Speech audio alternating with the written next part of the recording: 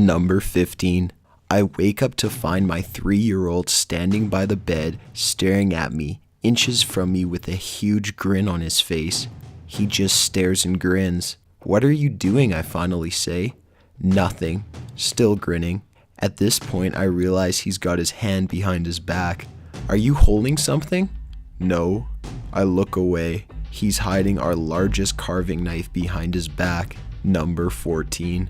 My 3-year-old nephew was at my cottage. He asked me numerous times about the girl over there, while pointing at one of the back bedrooms. The place is small, and there is definitely no one there, so I just dismiss it as a really active imagination. Then some friends are visiting, and they have a daughter around the same age. She has never met my nephew. Twice in one day she asked about the pretty girl, while pointing at the exact same room. Definitely caught me out, and I didn't know what to think. Then at Christmas, my family was over at my place, and my nephew points at a picture of my wife and asks if she's coming to visit us here, or does she just stay at the cottage. My wife died 10 years ago. Number 13. So a friend of mine was 6 years old when she told her mother that the lady who used to live here told me that she hates the wallpaper and that you're covering her note.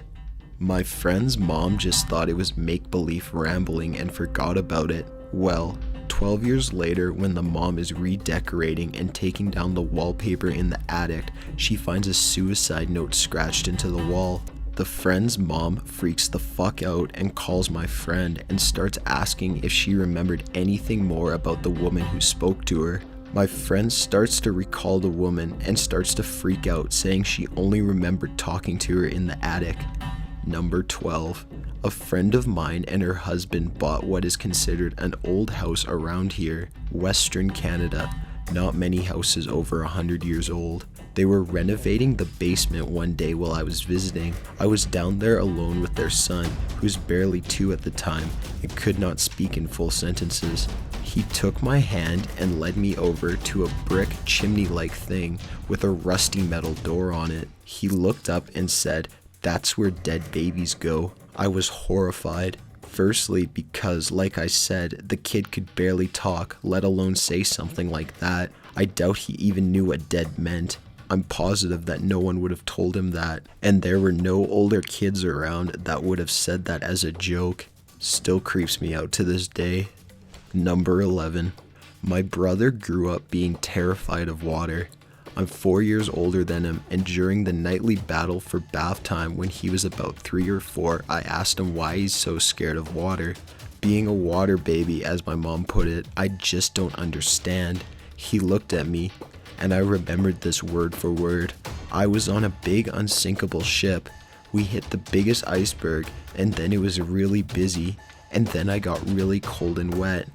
I went to a warm, bright place and waited until my next family came. My mom heard it and decided bath time was over. The creepy thing is that my brother was born on April 15th, 1992. The Titanic sunk April 15th, 1912. Number 10. When I was about 4, I would remember talking to Mr. Peterson whenever I was at my grandmother's house. He looked like a hobo from the Great Depression and had a guitar and sang the old-timey blues. He told me that he died when he fell off a train he was riding while drunk on moonshine. I stopped seeing him when I was about 6. Anyway, 6 months ago, I found my dad's old acoustic guitar and started playing, and my little cousin told me, "Mr. Peterson is proud of you," and then left. I don't know what to think. Number 9. While changing my daughter in front of the open closet door, she kept looking around me and laughing. I asked her what was so funny. She said, "The man," to which I replied, "What man?" She then pointed at the closet and said, "The man with the snake neck." I turned around and nothing was there. I'm afraid to look into the history of my house to see if anyone hung themselves in that closet. At least she wasn't scared. Number 8. My kid's Catholic school is over 100 years old. There's a basement under the gym that's used for storage. I was subbing once, and during recess, one of the kickballs goes down the stairs. A little girl was standing at the top of the stairs yelling, "Just throw it up to me." I went over and asked who she was talking to, and she replied, "That big man down the stairs." I went down and nobody was there, and it was the only way in.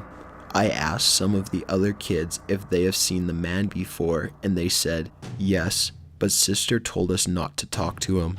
I asked him to describe sister, and they described a nun, and there haven't been nuns at the school in 40 years.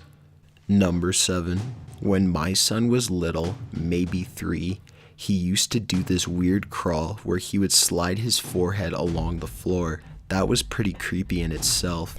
Then one night, he crawled across the hallway into my room like that and stood up a few inches from my face and made a weird meow sound. He got into bed with me and went to sleep. Another time, he was freaking out about a monster in the basement, so we went down and saw nothing, of course. As I turned out the light and headed upstairs, he said, "He's behind us now." I might have peed a little. Possibly the creepiest thing he did was one day I scolded him for misbehaving, so he hid his head under his blanket.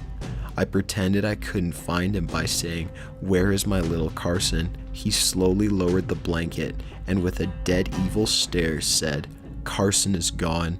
I am Rick. I'm certain he's possessed." We never knew any Ricks as far as I can remember. Still don't.